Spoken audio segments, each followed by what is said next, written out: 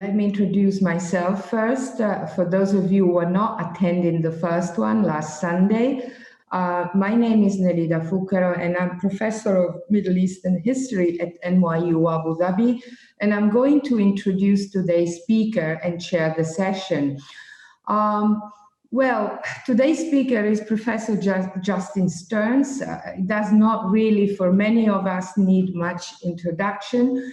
Justin received his PhD in Near Eastern Studies from Princeton University in 2007 and has taught in the Arab Crossroads study program at NYU Abu Dhabi since 2010. His first book was Infectious Ideas, Contagions in Premodern Islamic and Christian Thought in the Western Mediterranean, published in 2011 by Johns Hopkins University Press. And he's published also articles in Islamic Law and Society, Medieval Encounters, Alcantara, and History Compass. His second book on the social status of the natural sciences in early modern Morocco is entitled Revealed Sciences, the Natural Sciences in Islam in 17th Century Morocco. This book is forthcoming with Cambridge University Press and is going to come out in 2021. He's currently working on an edition and translation of Ayusi's Discourses for the Library of Arabic Literature, the first volume of which appeared in 2020. Today, Professor Stearns is going to give a talk entitled Plague and Contagion in the Pre-Modern Muslim Mediterranean, a talk which is, needless to say, extremely topical and also based on some of the work he did for his first book. To you, Justin. Thank you so much, Nelida. That was a very kind introduction. I'd like to start by thanking a number of people. First to Nahid Ahmed, who helps run the Institute series, and to Phil Kennedy of the Institute. And I would also like to acknowledge right at the get-go that this is what I'm about to give to you today is a talk which follows along with several other talks that have been given over the last 6 months by colleagues of mine, people whose work has influenced mine. And for those of you who are looking for different tacts on the same subject or different approaches to the same subject, I highly recommend that you go on and check out the lectures by Professor Nuket Varlik of University of South Carolina, and the talk of Nuket's talk is largely on the Ottoman experience and also on the ways in which the historiography of plague and disease has focused around the plague of Marseille of 1722. And it's an excellent overview of the changes in the historiography of the field. My colleague, Professor Elaine Van Dalen of Columbia University has a great talk online on medical approaches from the Muslim world to plague and epidemic disease. It's with an eye to the fact that other wonderful material exists out there about subjects such as this that I today would like to talk about specifically the religious aspects of the Islamic tradition when it comes to the issues of plague and contagion. And so in many ways, I'm flipping the lens here a little bit. Instead of giving you information about plague and contagion, as I may have lured you into this talk to do, I'm actually going to talk more about how we can understand religion through the lens of epidemic disease. And I will start with an anecdote. So in roughly 1512, 1513, the Kurdish scholar Idris al-Bidlisi found himself on the way back to Anatolia from the Hijaz when he heard that the plague had broken out in Cairo, and he diverted his trajectory and did not approach the plague area and returned to Anatolia. And then after finding out that people had been chastising him for running away from the plague, sat down and wrote a treatise, of which you have here the first page. And there's a few things that this treatise allows me to do. The first one is to note that here we have a scholar in the Mashriq in the early 16th century arguing that plague is an epidemic disease that's contagious and transmissible. He brings his interests as a practicing Sufi into the text. The text then reveals a preoccupation with multiple discourses, some of them legal, the permissibility of approaching or fleeing the plague, which is mediated with his engagement with prophetic hadith. Some of them spiritual. How do we know? How do things take place in the world, and can we know about them? He has a long section on the barzakh, which is not a medical subject, but a highly spiritual one. He has a selective understanding of which prophetic traditions he wishes to engage with. And I'll talk about this more, but here it's noticeable that he does not mention some of the central traditions that scholars in the months and in the years before him, such as his Egyptian counterpart Ibn Hajar al-Asqalani used, such that the plague being a martyrdom for Muslims who died of it. Instead, he argues the necessity of strengthening the Muslim ummah and of appeals to political authority, in this case, the Ottoman Sultan, to apply measures to that effect. This treatise, which has for a long time suffered under relative scholarly neglect, was in fact cited later in the 19th century by an Algerian scholar, Hamdan Hoxha, when he penned a tract in the 1830s for the necessity to impose quarantine in the Mediterranean.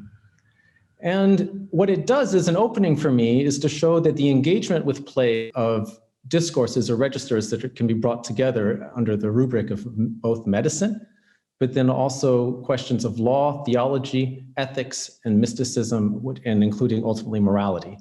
So when we talk about disease in this case, in the Islamic world before the 19th century, we're not talking about a simple series of do's and don'ts, of prescriptions and proscriptions.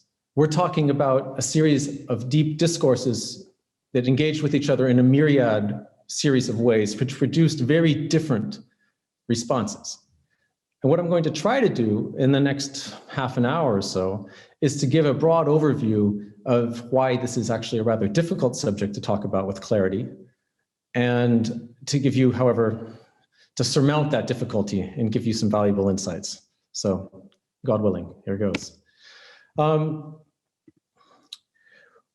It's worth thinking a little bit about the categories that we use. And especially this is valuable today as we all sit here in our various rooms, most likely at home in the time of COVID. We think of disease differently than the actors who did this at the time of the Prophet and in the succeeding millennium after him. Until, say, the mid to late 19th century, disease was largely thought as an absence of health. This was within a humoral or Galenic framework, depending on how you're looking at it. And it based upon the ways in which the humors inside you were constituted. And when it comes specifically to infectious disease, there was no notion of invisible small organisms which might be passed from one person to another and then would cause someone else to become sick. And I'm sure that in some ways we can all be rather sympathetic to this. Our own understanding of COVID has shifted dramatically from February of this year until now. I can still remember setting aside my groceries for like 2 days after I bought them because I was afraid that they would infect me because but our understanding of surfaces infecting us has changed dramatically over the past 6 months. And if our empirical understanding of these things today, when we do have the ability to empirically see COVID, so to speak, has shifted so dramatically so quickly, we can only imagine what that was like for people before they had this kind of 19th century laboratory etiological understanding of where disease comes from. So one of our challenges then in looking at the past is going to be this question of understanding how disease was dealt with by people who had a very different empirical understanding of how the body works and how disease works. And we should be wary then specifically of bringing our own judgments to the table in this way. That is one presupposition that I need you to take on board. The second one goes along with a rather old understanding of the relationship between religion and science. This story, which became prominent in the 19th century, but it's had long after effects till today, has it that there is some tension when it comes to authority between religion and science, and that therefore one could not do something religiously and scientifically equally at the same time, or that these are somehow contrast categories. And that when we look at the past, that we will be seeing tensions between, say, medical and religious understandings of disease. And I'm going to want to try to mess with that a little bit today as well.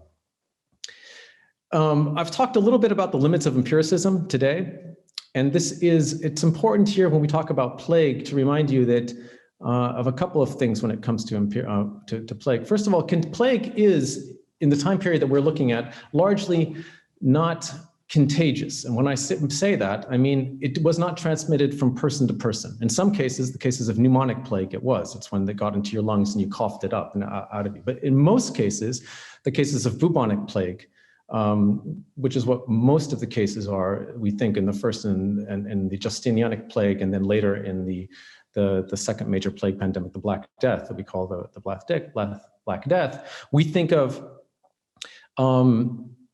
it's actually transmitted by fleas off of other animals, usually rats, or fleas from human to human. And in that sense, if you don't have an understanding of what plague is and how it's then it's going to be very difficult to empirically verify how it gets transmitted. Two people next to each other, if one of them has the plague, won't necessarily give the person next to them plague unless the vector of the flea is present. This too needs to be brought into account when we read pre-modern accounts of the plague. A further major point that I want to put to you before we dive into the nitty-gritty of the Islamic texts, religious texts, is that religion cannot be understood solely as a textual phenomenon. And this is something that I'm sure the vast majority of you are well aware of, but it bears reiterating that religious practice over time is practiced by a community of scholars and believers who interpret those texts in different ways. And that process of interpretation is central to how you were able to come to different conclusions regarding empirical evidence and interpreting God's revelation. And this point is going to help us a great deal with understanding how Muslim scholars were able to come to very different understandings about the contagiousness of plague and the proper attitude of how one should respond to it. And we need to be wary in that case of trying to seize upon particular figures from the pre-modern period and holding them up as paradigms simply because they mirror our contemporary understandings of what is true. This is going to be hard. There's been a tendency when looking at pre-modern Muslim responses to epidemic disease of trying to seize upon those figures who have opinions that are as close as possible to our modern day ones. And this would be a mistake, because what it does is it impoverishes our awareness of the discourse that they were working with, impoverishes our awareness of how they understood the world and of their own and creativity and rationality that they brought to the process.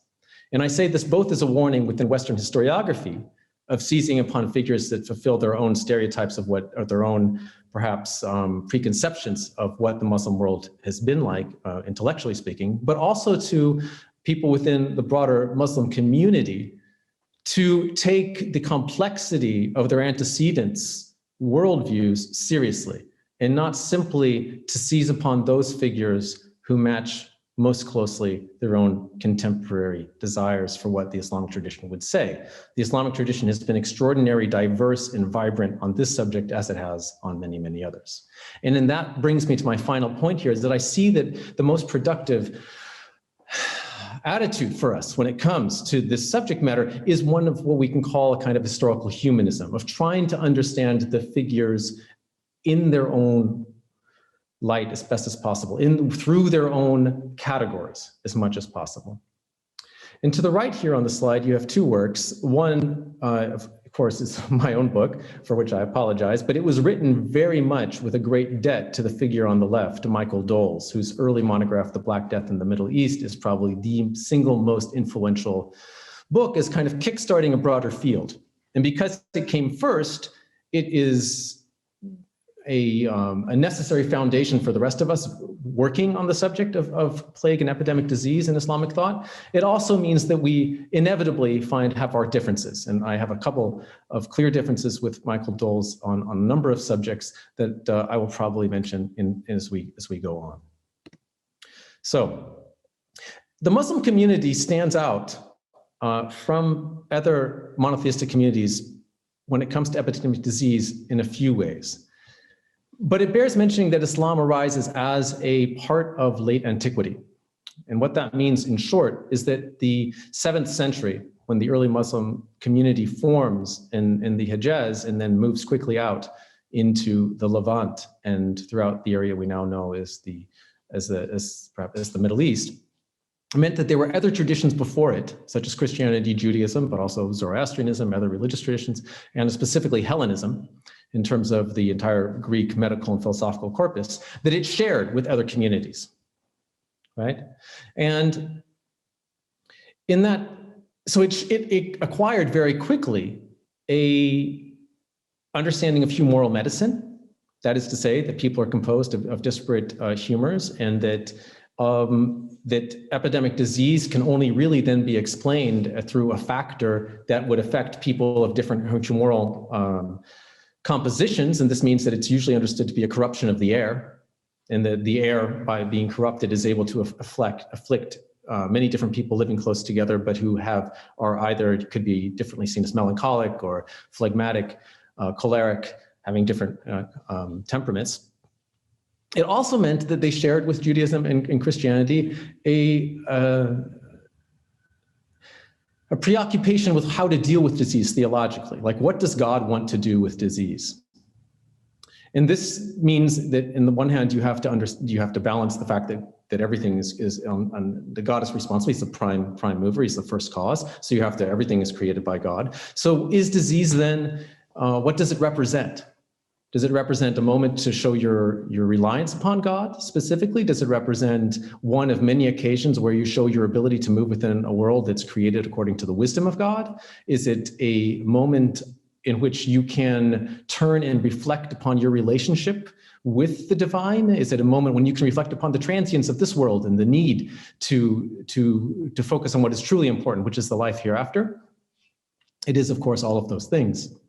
So it is a moment then when a person's life and the significance of his or her life is brought into greater perspective. And in that, the early Muslim community and the later Muslim communities following it shared a great deal with their monotheistic and Abrahamic fellow communities. Socially, for this world, not for the next world, epidemic disease posed a problem. And here too, there were similarities. Does one run away? That would often seem to be the base reaction that one would have, but one also had to temper that with a sense of responsibility towards one's community, towards the sick. What singled out the Muslim community, early Muslim community of the 7th century from the early Christian and the early Jewish communities is that during the period of formation, that is to say, during the period when we can call the central authoritative discourses of the Muslim tradition, so just as a shorthand, fiqh or jurisprudence, kalam or theology, and then tasawwuf or Sufism, were coming about. So from roughly the 8th to the 10th century, or the 7th to the 10th century, during that same time period, the Muslim community in the 7th and 8th centuries was experiencing the plague, was experiencing pandemic disease right early on. And in that sense, we have a lot of material that relates to how early figures in the Muslim community responded. And this material was complex. On the one hand, the Prophet denied contagion. He famously said, La adwa.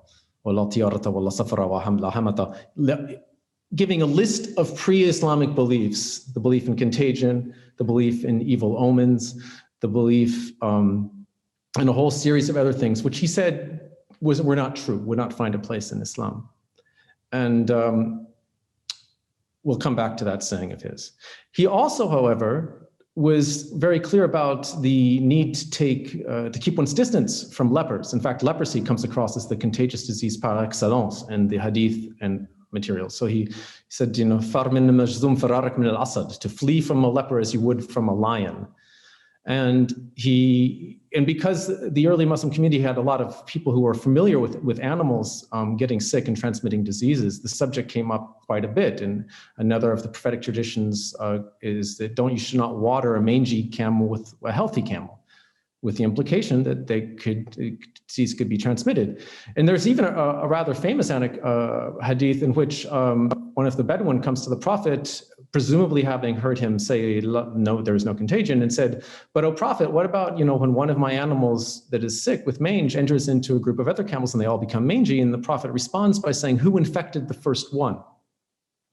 Raising a subject that will go throughout a lot of this literature about causality. Who's responsible for disease? So in this way, the early Muslim community stands apart, is with a body of material that it has, of scriptural material. So while the Quran itself speaks in very broad general terms, the hadith and regarding the life of the Prophet and of his companions, and there are several very famous moments in his companions, the epidemic disease was present. And as the early Muslim community expanded into Syria, this is following the Prophet's death, it encountered plague itself. And at a place called Amwas, or Emmaus, near Jerusalem, a huge number, according to traditions, this is in the late 630s, a huge number of Muslim soldiers died. And most notably a companion of the Prophet, Mu'adh bin Jabal, who took who spoke publicly about this and saw dying of the plague as martyrdom, in hand with the jihad which they were currently carrying out at that time against the Byzantine Christians. Another early example of this material was the second Caliph Omar. This is a little bit earlier, was approaching Savr in southern Syria and was told that the plague had broken out, and consulted with other prophetic companions about what the right thing to do was, and was told ultimately by Amr ibn al-As, another prophetic companion, that he had heard the Prophet said that if you hear a plague break out, do not enter a region and do not leave it. And with that, I've given you, I think, enough prophetic traditions for the moment. Let's see what happens to them. So hold the prophetic traditions on the one hand, while at the same time that Muslim communities are beginning to gather prophetic traditions into books and authoritative collections, such as the of Bukhari and Muslim in the 9th century, they are also in the process of absorbing the previous medical traditions, not only of the Greeks, but also from India. And we see this in the early writings. So here you have a brief list of physicians in the Muslim world. You can see here on the slide, he considered contagion to be a localized miasma, which is of corrupt air, which explains contagious and infectious diseases. But he broadened the concept even further to include all sorts of things that today we would think be rather metaphorical contagion, such as that if you were going to this is one of his more, I guess, provocative examples. If you were going to read a book which had sexually exciting things in it, the desire would infect you, right? We probably think of this type of thing as a metaphorical comparison, but for him, it's all part of the same process. By the time we get into the 10th century with Muhammad al-Ghazi, and then with Ibn Sina, of whom you have a nice copy over here on the right of his Qanun, we have a fully integrated notion of there being a series of contagious diseases, that becomes the basis for a shared medical tradition within the entire Mediterranean between Christians, Jews, and Muslims. A subset of a medical tradition at the time develops most fully by the time of the 14th century, in the time of the Black Death, is prophetic medicine, which is a kind of a blending of hadith with Galenic humoral medicine. It should be seen here, it is not in opposition to a humoral framework as it has been characterized in past, so much as it is showing the ways in which traditions related to the prophets and his companions can be integrated with a broader understanding of Galenic medicine. And the excellent work of a scholar by the name of Merli Perho has shown that quite well. So a brief moment and a shout out here on the right to Joseph van Ess's amazing Der Feldtritt des Gelehrten, which takes a look at that early plague of Amwas and its theological ramifications in Islamic intellectual history. I've already talked a little bit about the traditions of Omar Tsar and Mu'adh bin Jabal at Amwas in terms of the plague and contagion being something experienced by prophetic companions. But I should point out that the possibility of understanding the prophetic tradition or the hadith as intention or in conflict with each other and in need of explanation arose quite early. So during the 9th century, at a time period when the manuals, what we look at today as the authoritative collections of prophetic tradition were being established, Bukhari, Muslim, Nasa'i, Tirmidhi, and Dawud, and so forth. Ibn Qutayba, at that same time, a prominent Sunni scholar of this time, wrote a book, Ta'wil Mukhtalif al-Hadith, in which he then lays out the different sayings of the Prophet regarding plague and contagion and explains that they're not, in fact, conflicting at all. that when the Prophet said there is no contagion, he was referring not to the fact that disease is not transmitted, but to the fact that people before Islam had thought that something besides God caused the disease. And when the Prophet had related, for example, that he himself would eat with lepers, but that other people shouldn't eat with lepers, so they should run away from them if they were lions, that he was talking about the fact that there were some of the spiritual elect who had the poise and the reliance upon God to be able to do things which would put them into potential danger, but because of their faith in God, they would be preserved from harm. But since the Prophet did not assume that everyone would have that kind of self-reliance, he said other things to them. So what Ibn Qutayba begins bringing these different accounts together and showing how they all fit, they can be reconciled by introducing devices such as their being directed to different addressees and so forth. Subsequently, centuries, the commentaries in Bukhari and Muslim take up the same task and are able to reconcile these traditions in different ways.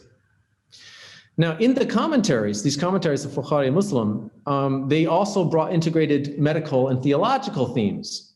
So that we already see here that the elaboration of an Islamic tradition is never siloed between categories, but that medical discourses about disease and contagion influence people's understanding of prophetic tradition, and that in genres like prophetic tradition, like prophetic medicine, the use of prophetic traditions enables people to expand upon medical traditions, right? So this is not in this sense a science and religion binary, but rather one of mutual influence. And there has been a tendency among some historians of Islamic thought to want to isolate certain elements that they can then identify with, say, Greek natural philosophy, as opposed to other what they would recall religious or orthodox elements. And this, I think, has actually been a mistake, which has impoverished our understanding of the richness of the ways in which these discourses enriched each other, while at the same time, of course, creating multiple viewpoints, not all of which were immediately compatible with each other. When it comes to causality, this is a complicated subject. So why, if everything depends upon God and God can do anything he wants, why do we take precautions against disease? The doctrine of occasionalism comes up here. This is a little technical, but this is a theological doctrine which becomes prominent in the Ash'ari school and widespread then amongst Shafi'i and Maliki Sunni Muslims, which is the group of Muslims largely in what we would think of today as Egypt, North Africa, but also in parts of the Arabian Peninsula, and obviously the Maliki school has a pride of place in the UAE. So it's borne out there too amongst that scholarship. The doctrine of occasionalism says that, formally speaking, the world is created every instant anew, and there's no necessary connection between individual acts. And this, for occasionalists, is exactly what the Prophet was referring to with that prophetic tradition when the Prophet said, "Who do you think infected the first?" Right? God created the first infection, and for an occasionalist, every other infection as well. And for people like Ghazali here, if you look at the quote on the right, you'll see that he is arguing that if you trust in God, does that mean that you don't protect yourself? Does that mean you don't lock the door at night? Does that mean you don't hobble your camel? Of course not. You take these measures while at the same time acknowledging that they in themselves are not sufficient to protect you, because ultimately the only protection that one can find is through reliance upon God. And this kind of shows the falseness of the binary, that working within the wisdom of the God's creation in the world in any way makes you blind to the empirical realities you're looking at. You just interpret them differently. So Ghazali solves this problem. He's able to show us that God's wisdom is expressed in the world. And he's not necessarily the first or the last, but I just give you his example because the book, Ihya Ulum-al-Din, or the revival of the religious sciences, was so influential in the 12th century that it went on to have influence throughout the Muslim world until today. And that it gives a way of showing how one can rely upon God's creation, while at the same time saying that that does not detract from my ability to go out and to use medicines or to wear a mask and stay 6 feet apart, for example, in order to preserve oneself from the transmissibility of disease. Following the Black Death in the 14th century, we see a new genre of literature emerge in the Muslim world, and this is the plague treatise. The Black Death was so immense in its effects upon all Mediterranean societies, and now far more than just the Mediterranean, spread into West Africa, into East Africa. A lot of good historical work is being done on this right now. For those of you who would like to read further, you should definitely take a look at the work of Monica Green, who's been doing amazing work on globalizing our understandings of the effects of the Black Death. And also, I think she has some forthcoming work with Nahyan Fancy that's going to be very interesting about understanding when exactly the Black Death arrived in the Muslim world. For my purpose, what I'd like to here is to point out the nature of these treatises that emerged was highly varied. On the one hand, we have works like the one you find here on the right, Badal al-Ma'un fi Fadl al-Ta'un, written by the enormously influential Egyptian scholar Ibn Hajar al-Asqalani in the 15th century. And Ibn Hajar lost 3 of his daughters to plague in Cairo, and subsequently wrote this very long, probably the single longest plague treatise I'm aware of, in which he actually praises the plague, drawing on a certain series of prophetic traditions, saying that dying of the plague is a martyrdom.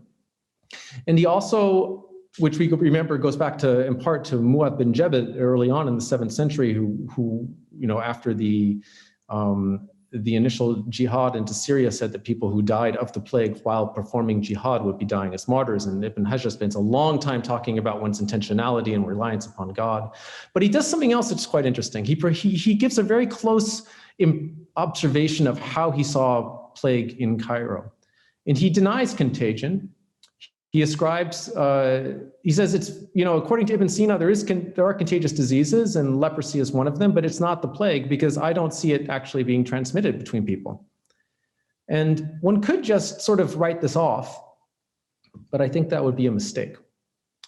I think it would be better to understand Ibn Hajar as actually reading the evidence that he saw quite carefully. And as he says, one person in some houses gets it, but nobody else does, while entire other houses get it and everyone dies. There's no logic to this in terms of contagion. It's transmitted from one person to another. So he ascribes the active agent to be jinn, right? And that jinn are causing, unseen spirits are causing the plague. And it's a very influential treatise. In fact, Michael Doles, when he wrote his book, The Black Death in the Middle East, takes it as kind of a template for the majority response. And Ibn Hajar is built on other treatises by people in the Mashriq who similarly denied the contagious nature of the disease. And for a long time, in a lot of the scholarship, there's an opposition that was set up saying that Muslims denied the contagious nature of the disease, they were fatalistic. Whereas in Christian Europe, we have a focus on contagion and then the quarantine and so forth. And when you look at the available evidence, that simply doesn't hold up. That is, so at the same time that we have Ibn Hajar writing, we have people like Ibn Khatima and Al-Mariya over in Al-Andalus, or he's actually writing a century a bit earlier, right after the Black Death. And he says, this disease is transmissible. Don't go to the clothes market. Don't buy old clothes from people who've died of it because you'll get it. So he doesn't understand how, and he still understands plague as being transmitted by miasma, but he also understands it as transmissible between people. And he doesn't see that being, and he doesn't cite the traditions that Ibn Hajar cites. And keep your eye on Ibn Khatima because he's going to come back in a little bit. The fact that these early plague treatises are cited by later scholars in the early modern period is significant for showing how the tradition is very self-aware and is citational of earlier material. We have Al-Bidlisi, whom you met at the beginning of this lecture, who believes very much in the contagious nature of the plague. And who has no problems on his part of saying that, yes, the plague may be caused by jinn, but they're working through miasma, or they're working through, who has no problem taking the spiritual side of things and at the same time reconciling that also with a Galenic humoral framework. And I want to put the name of Al-Shalqani in here to show you that this treatise finds its way down into Yemen and the Arabian Peninsula in the 19th century, where Shalqani writes a plague treatise, which is largely based on quotations from Ibn Hajar's and is largely hadith focused. Whereas Ibn Khatimah brings in a lot of medical knowledge into his plague treatise, and Al-Bidlisi engages explicitly with a great deal of Sufism in his. Al-Shalqani keeps it very much on the straight and narrow as a discussion of hadith. So what's important for us to understand is the genre is multifaceted and diverse, and depending on what the author wants to do with it, they're able to blend different discourses to different effect. And as one example, I'll give this. This is an example that I've been working a lot on. The Moroccan scholar Al-Yusi, as Nalita mentioned at the beginning. And recently I came across a 20th century, actually, manuscript of a earlier manuscript written in the 17th century. And Al-Miriti, the author of this treatise in Morocco, quotes Ibn Khatimah, so quotes a 14th century Andalusi author about how plague is contagious, and then follows that up by quoting a short poem from his own teacher, Al-Yusi, on this issue. And you can see that even in the poem itself, there's here a clear recommendation to flee the plague, to run away, and that the tradition, the notion that there is this tradition that one should not flee, right? Do not enter and do not leave an area where the plague breaks out, should not be taken as a firm denial of a Muslim's ability to leave, but as a recommendation that one can take or leave as one pleases. So there's an ability here to interpret what some would take as a direct order of the prophets, that is to say, do not leave a plague-struck area, and here inability to understand that as a recommendation from which one can take as one wills, that primarily the importance is to get away with it, to get away from it, I'm sorry. You might be asking at this point, well, that's very nice that we have all of this theoretical writing about plague, but what do we know for what people actually did? This is actually much more difficult. We have far more normative accounts of what was done regarding the plague, at least before the 16th century, than we do following it. We know that in general, many Muslims behave towards the plague as they did towards other natural disasters. And this is similar to what happened, what Christians would do. There could be actually, in some cases, people would come together for communal prayer. There could be processions. In other cases, there could be a strong focus on the need to take care of each other, a responsibility to one's fellow believer. Some cases, people would come together outside of the city to pray, as one would in a time of drought, or to fast. One of the more interesting debates about what actually should happen about this is something I looked at carefully in Granada, in Al-Andalus, between Ibn al-Khatib, who was a contemporary of Ibn Khatimah, and his own teacher, a scholar by the name of Ibn Lub. And Ibn Lub said, look, if the plague breaks out, your first responsibility is to each other. He says, first of all, it's not contagious. But second of all, one gets the sense reading him that almost more importantly, we have to take care of each other as Muslims. And so you need to supply solace. You don't abandon people when they're dying. You make sure that they're comfortable, and you want to be with them when they're suffering in a time of sickness. And later scholars, I give here the example of Ibn Ajiba, who's an late 18th, early 19th century Moroccan scholar, chiefly known for his Sufism and his Quran commentary, who also wrote on the plague, said, look, it's important that we demonstrate our faith in God by going and tending to the sick in a time of plague. So we do have these examples of people who are saying, like, we need to go and do something that we understand is potentially is dangerous, but it's the right thing to do. And it's the important thing to do in order to uphold our responsibility to our faith and to our fellow Muslim. Then you have Muslims like Al-Bidlisi and people like that who seem to have advised people to run away. And we do have evidence in the chronicles of people doing precisely that. And later, also in some travel literature of Europeans to the Middle East, we also have examples of people of doing that. The late 19th century Moroccan historian Al-Nasiri, looking back to the early 17th century, was very unhappy with the Moroccan ruler, Ahmed al-Mansour, for telling his son to flee the plague and to run away. Because he thought that was inappropriate. Ahmed al-Mansour himself died of the plague Al-Meriti, Al-Yusi's teacher for the previous slide, also died of the plague. This was something which was happening a great deal to people throughout this period, and it was not a theoretical matter. A lot of the recent work that I'm just going to, for purposes of time, indicate to you has, in the last, I'd say 15 to 20 years, has broadened our understanding of how the responses to the plague in the Muslim world, specifically during the Ottoman period, but also earlier, were characterized by contingent institutional situations. So Stuart Borch's book, which you have here on the right, The Black Death in Egypt and England, shows beautifully how you could have an epidemic disease in two societies of roughly the same population with dramatically different effects upon the long-term rebuilding of the economy, which has to do with the involved way in which the very intricate irrigation system of the Nile, which was the basis and the heart of Egypt's economy, was decimated by the plague in a way that affected, while this affected the English economy quite differently. And I don't have time to go explaining why exactly. I very much recommend that book, though, for those of you who are interested on an institutional side. Most recently, or more recently, Nuket Varlik's excellent Plague and Empire in the early modern Mediterranean world has justifiably been getting a lot of praise. And read that book, you can see the various ways in which Ottomans also, as they were building a stronger state in the 16th and 17th century, were able to use their response to the plague to do so. So here we find that the development of more public health mechanisms increases along with the centralization of the state. Now, we don't have for the Muslim world anything like the amazing work of Ruth McKay's Life in a Time of Pestilence, which just came out earlier or last year, which has, this was a plague in Castile and southern Spain, or in Spain, in the late 16th, early 17th century, in which 500,000 people died.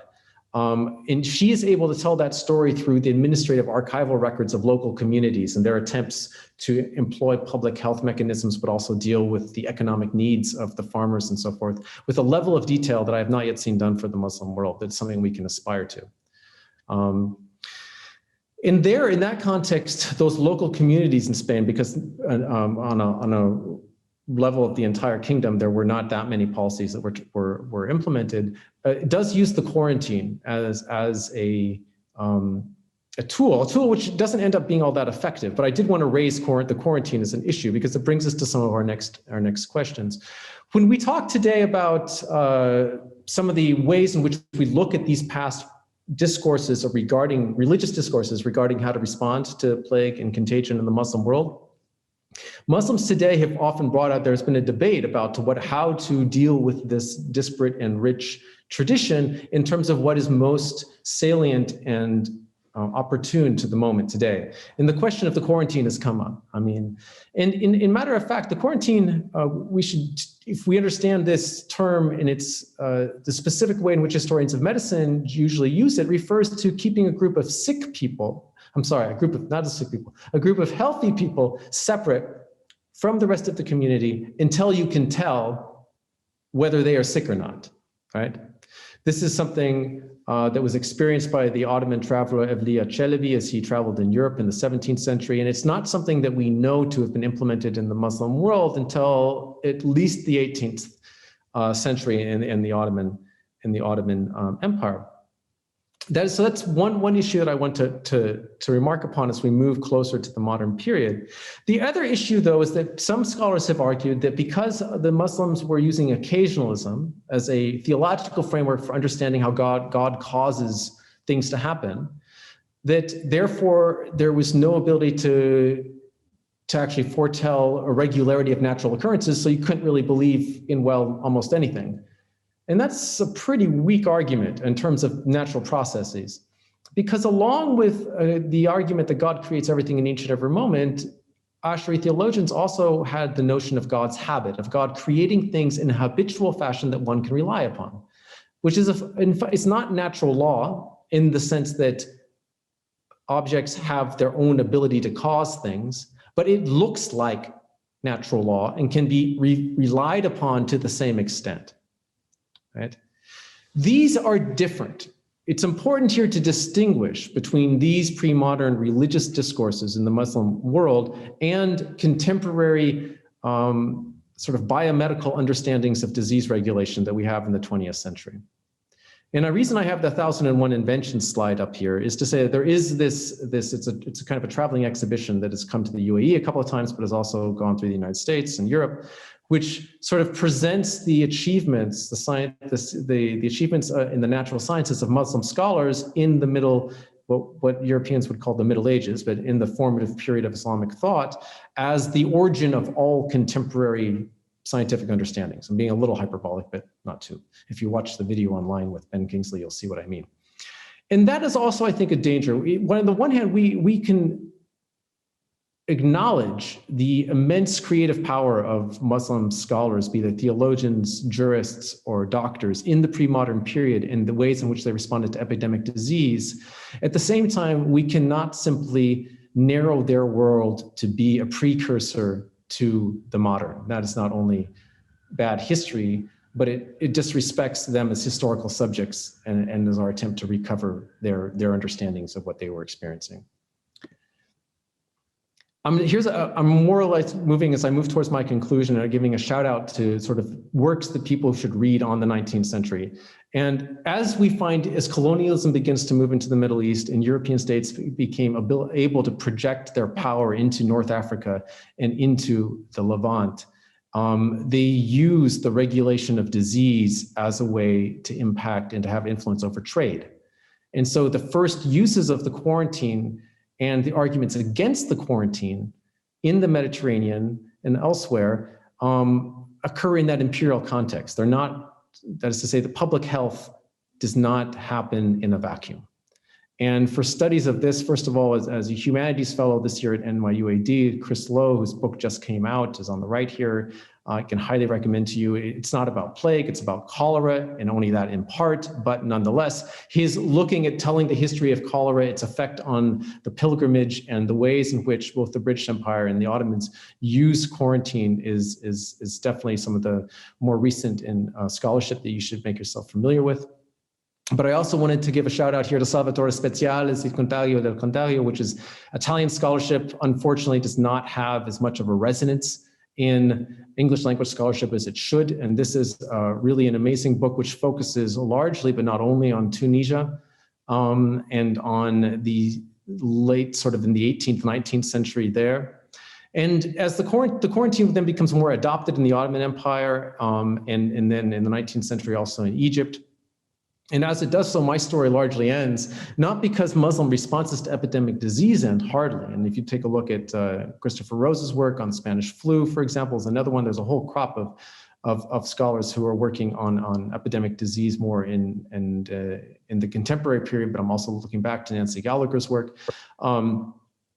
We're moving into a series of different paradigms where the ways in which the medical and spiritual and religious discourses that I've focused on trying to give you an overview of today no longer had the social hegemony that they had in previous centuries.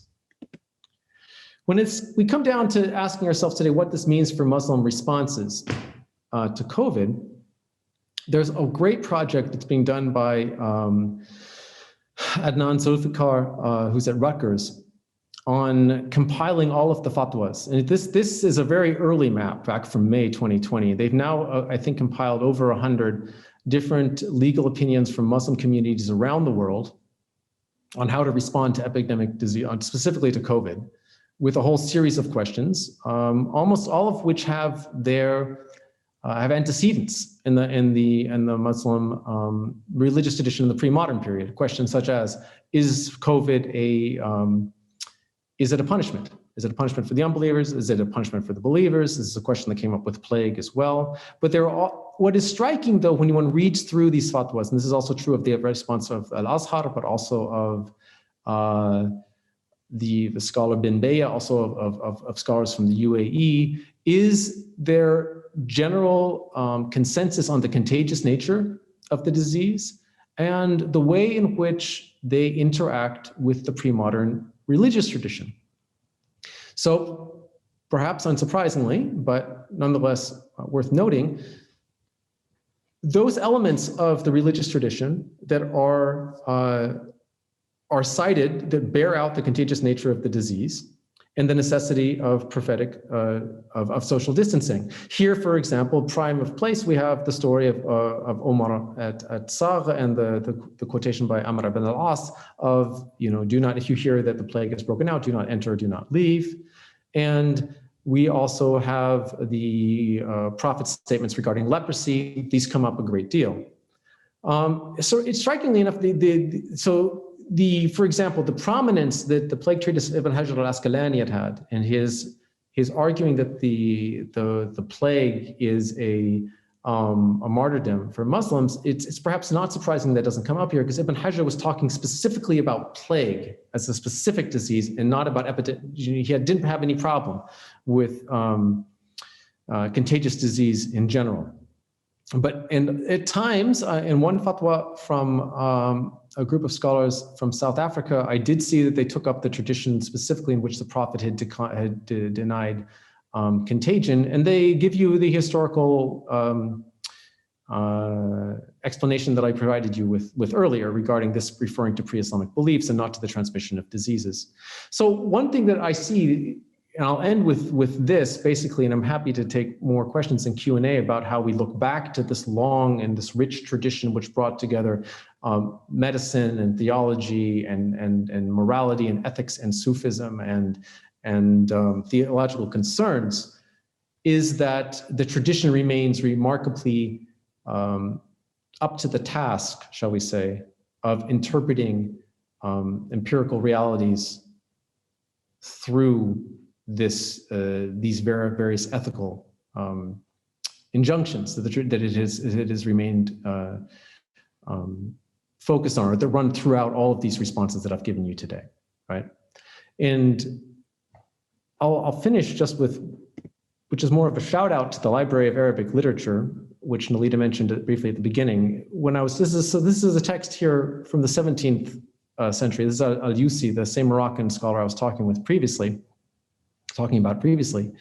on plague. And you'll see here that he, again, is explaining this issue through the eyes of someone who can wonder how they can rely upon God fully and sincerely, while at the same time taking measures to protect themselves. And he rounds this up at the very end by saying, what I'm telling you here, that when the Prophet said this whole no contagion business had to do with the pre-Islamic Arabs and their belief in things besides God causing things, but when you actually take action to protect yourself, what you're demonstrating here is adjoining your belief in God's oneness with a belief in God's wisdom and the way that he has ordered the world. And this is bringing together a synthesis of the reality of the truth with the revealed law. And so I think I was just going to end with this example and a call for the fact that too many of our sources regarding Muslim religious responses that we now understand not just as religious, but also as medical, as ethical, etc., still remain in manuscript, and that this intellectual history actually remains to be written. And so we'll end with that, and I'm happy to take questions.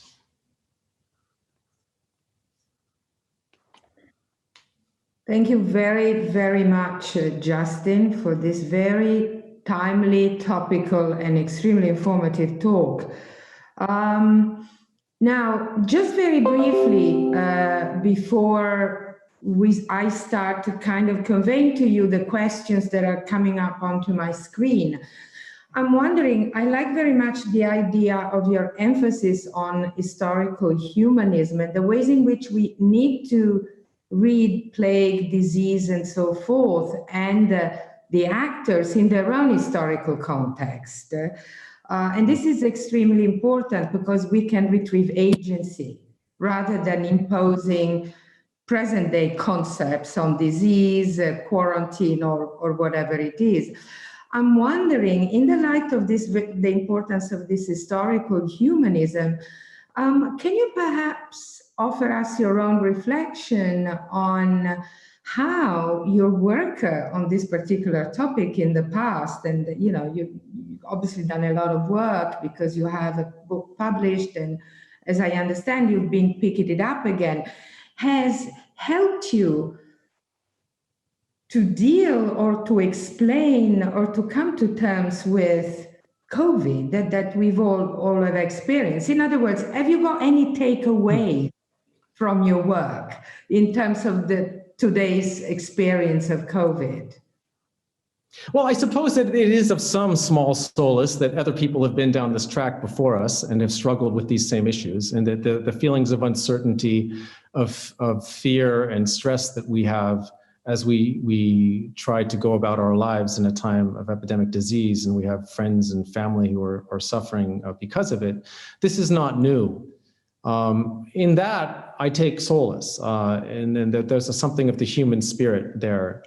So that even if I, for example, don't share the theological views of an Ibn Hajar al-Asqalani, for example, who lost 3 of his daughters, that I feel a strong degree of empathy and sympathy for him, and also understand and appreciate his own attempts to come to terms not only with the reality of the plague, but with his own loss.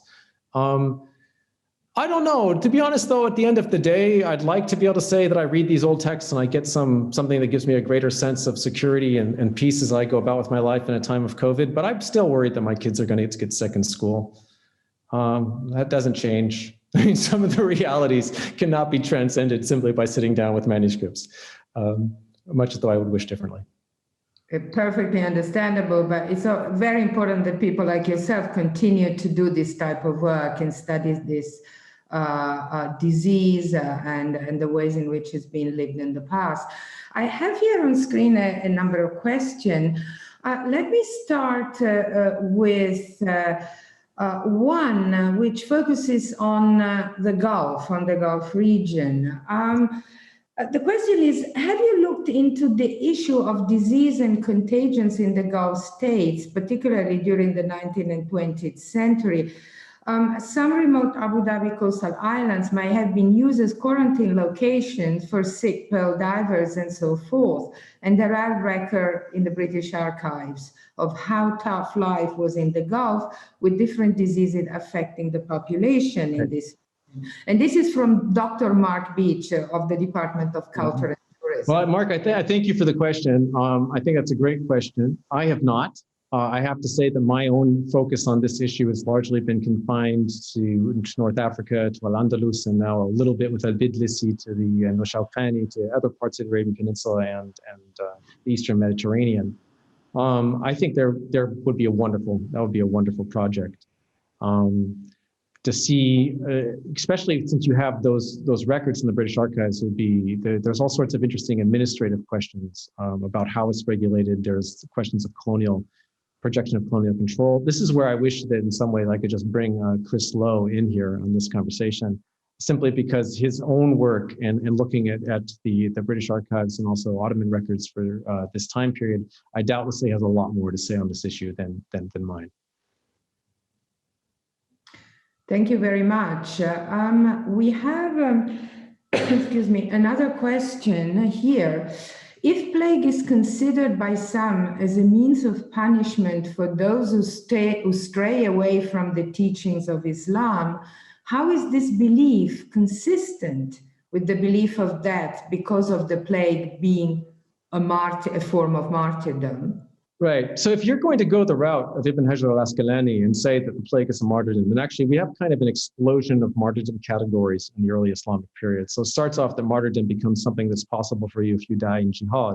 And then if you die in sea, if your house falls upon you, all sorts of things later become ways in which one can achieve martyrdom. But Ibn Hajar is ready for this question. And his point is here, there's some fine print to this. It's not just dying of the plague that makes you a martyr. Anybody can die. Dying is not hard in that sense. What is difficult is dying with the correct intention and the correct focus. And so that is how you can have something such as the plague, which can be sent as a punishment for some and as a mercy for others. It's a punishment for some because they don't believe, they don't believe properly, and we can assume that means that after they die, they're not going to heaven.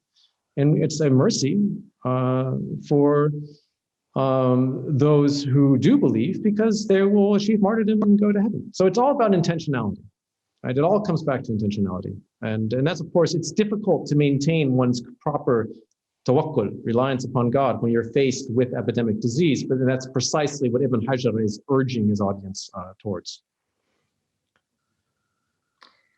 Thank you. We've got another question, another brief question here from an anonymous attendee. Can you kindly give me the name of the scholar theory that states that we should comfort the sick and not abandon them? Right. Okay. This comes up throughout. I mean, you can go back. I would start here with the Ihya and Ghazali and the fact that all Muslims are considered in one body and that you should go forward with that. But the tendency comes up again and again. So I talked about Ibn Lub. He was a 14th century jurist from Granada, and Ibn Ajiba, a 18th, 19th century Moroccan scholar. I notice in the margins, and I don't want to take away your ability to read these out, but I'm just scrolling down through the questions myself, and I feel remiss because Frédéric Lagrange has correctly pointed out that I missed a whole different aspect to this discussion. So I'll just grab that question for a moment. This question is, what about sources that are not fiqh? I've talked about a lot of legal studies here, and there are other, this comes up in more of the historical sources. I cited in my talk, actually I had a brief slide with Ibn Kathir's description in Damascus in the 14th century of how people behaved at that time. There is also a magical aspect to this, or I'm not sure magical is the right term here. I would use more occult.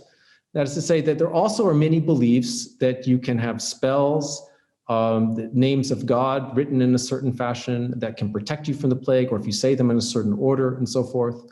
And that tradition of the invocation of occult powers in order to protect you from the plague, naturally only occult powers that are properly understood as being sanctified and coming from the prophet or God himself, those are very popular throughout the Muslim world in terms of wearing amulets and so forth.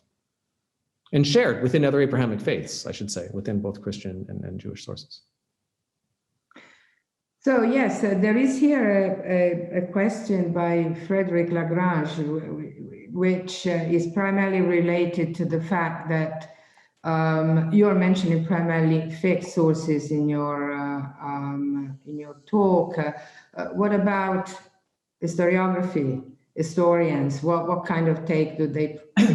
Well, if you go back, this is where Michael Dole's book, if you go back to Michael Dole's book, you'll get a beautiful analysis of chronicles that give, for example, descriptions of funerals that would take place in Cairo and in other principally, actually, Dole's focus is largely on Cairo and Damascus. But these give us accounts of how these things were experienced and from the perspective of the community. And they largely relate to the number of people who died. And that's where I got many of those kind of generalizations I made about for collective prayer outside of cities and coming together. That's from the historiographic or the historical sources in that sense. Yeah, I think so. I mean, I tried to bring in some of the more other sources from more works of Sufism or works of theology or literature as well. But Frédéric is right that there's a lot there that I haven't touched upon. Yes, and I guess, all these elements of popular culture in sort of community practice linked to disease and superstitions, as you were saying, they will really come out in these types of account, which I imagine change over time when we get to the 16th or 17th century. We have another question here. How can it be true that submission to Allah could be the only way out, while Allah in the Quran incites people to get more knowledgeable? So this is a false binary. That is to say, one submits to God internally, but this is exactly the kind of thing that Al-Yusi is talking about. So you submit to God because that's the basis of being, I mean, the submitting to God is essentially just an acknowledgement of the oneness of God and as he is the creator of all of reality. After that, you get on with the business of actually educating yourself. And part of that's your responsibility. as a human being. And those, albeit we should remember that these are all elitist discourses written by men. It's all a very patriarchal order where you have the men are producing the knowledge because they occupy the positions of religious authority within society. They feel responsible for the well-being of society, but they also see themselves as an elite that not everybody is part of, which is why in their interpretations of the religious sources that sometimes they make an argument for what the spiritual elite should do and what everybody else should do, right? So, but there is no opposition between submission and learning. One is turning yourself towards God with the proper intention, and the other one is the activity you do as a responsibility to yourself and God in terms of increasing your knowledge. After all, the Quran calls on the believers time and time again to pay attention, to remember, and to observe the world around them. Well, I have to read this one to you. This is not a question, but I really enjoyed this lecture. Can you do more lectures like this? Thank you. And I really encourage you to do that. Thank you for this message. Another question, apart from fiqh, hadith, and Sufism, how did the Muslim medical expert at that time have dealt with pandemics? Can, for instance, ancient medical research and practices, including that of ancient civilizations like Egypt, be valuable in helping today's medical expert in finding a cure? So we get the information. I've tried to summarize briefly, because for this subject of this lecture, it's pretty straightforward. According to the medical tradition, the humoral medical tradition, but also within a lot of the prophetic medicine tradition as well. And these genres intercross with each other or overlap. Diseases were contagious. And the way in which one met the, not all diseases are contagious, a certain number, but I'm talking about plague here for the most part. The remedies are found with one's diet and one's environment. So one is given a whole series of different ways in order to alter one's diet, in order to improve it, in order to improve one's own internal humoral composition, and to therefore, one assumes, strengthen the body's constitution and ability to withstand the plague. There was a lot of belief in that, and people said that was effective, along with also these other more occult measures that one could take. I don't think, I'm not sure what we're talking about finding a cure for. We now have a cure more or less for bubonic plague. But in terms of antibiotics, if you can get to a hospital and get treated quickly enough. I'm not sure that I don't think that a lot of the research, while we can learn about substances in terms of materia medica, different types of plants, and in some cases even stones and so forth that were used as medicines in the pre-modern period. And in some rare cases, I think these have been found, or in general, they've been found to have medicinal purposes, in that has actually then been used by chemical companies and pursuing research along those lines. I'm not personally linked up with such endeavors, so I'm not the person to ask about if that would be a place to go to find a cure for any contemporary disease. And on COVID, we're on a tight timeline, so I don't think it's going to happen. There is a very interesting question here on whether you could say something about visual and material evidence for plague. I'm sure medical manuscripts contain some visual evidence, but wondering what there might be out there, perhaps in the form of medical instruments or other objects. Thank you, Stephanie. That is a great question, and I feel put on the spot again because of course I don't actually have any visual evidence to give you, which I realize is a terrible failing on my part. Stephanie Mulder is a prominent art historian of the Islamic period, and she is right to call me on this, but I simply don't have anything to give you. I'm not sure what medical instruments we would actually be using in the case of plague, precisely in the Muslim world.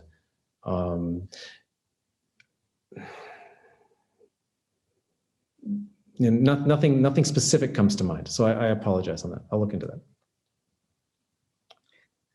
Could you please comment a bit more on the response to plague or epidemic coming from Sufi systems of thought? Deriving from my experience of South Asian Sufism, is there a sense of the hospice, Khanqa, as a sanctuary of refuge and care? I was also fascinated by the theory of the jinns being responsible for transmission.